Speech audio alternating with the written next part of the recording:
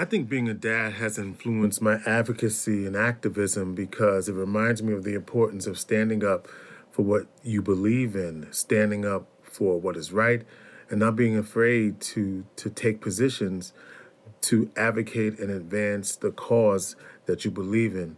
I remember a few years ago, I was supposed to take my daughter to a protest, and she reminded me as we were passing by because we were running late and we couldn't join. Dad, I thought we were going to protest. And I stopped that car, turned it around, and then we joined the protest. And it was about this dance school that was going to be moved out of the way to make room for a new firehouse. Well, the firehouse was going to happen anyway, but it was the principle of the thing. I had told her that I was going to keep my word, and so I did. And so when I think about the impact that it's had on my life, I think about the impact that my dad's activism had on my life. Whenever he saw something that wasn't right, especially advocating for the rights of African Americans in this country, he would immediately submit a letter. He would call me on the phone and said, "Did you see that, or did you hear about that?" And, he wrote about the Central Park Five. He wrote about when conservative commentators would make these crazy remarks. And he would call me and say, "And here's my letter." And I think about that, especially a few years ago when we went to see a play, and that during that play, I think it's a classic play, The Christmas Story, and it was put on by our local high school.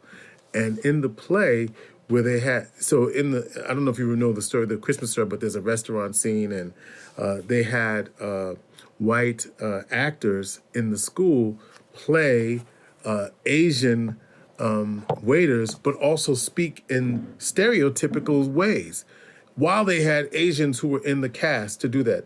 That was just a number of issues that were in the play. So my wife and I, we were talking about this, and we wanted to make a point that this play shouldn't have been put on, and who was responsible for it.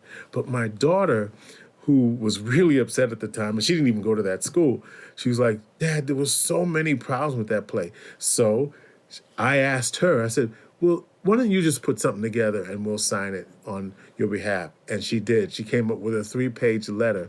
Why was that important to me? Because I wanted her to be in the habit of speaking up and not being afraid to use her voice when necessary. And I think that for other dads who are looking to be an example, look, I remember a few years ago when I was asked to lead be an advocate and be the honorary chair for the White Ribbon Campaign for our community. And I was like, oh my God, that's such an honor. But you know what I did? The first thing I did was I came home and asked my wife and children, was I worthy? And they said, of course you were. And the point I'm making is that in order to be able to advocate and have your children believe in your words and your actions, you have to live the truth and walk the truth. That's what I mean. When I say the truth, I simply mean you have to walk the talk. You can't talk about respecting and loving your partner without actually respecting and loving your partner. The best example that our children can get the best example that they can get about how to be gender equitable in their relationships is the relationship that I have with my partner. If they don't see, if there's anything that I can do to show them what it looks like, is to demonstrate that in front of them. And I think that's the best way to do it.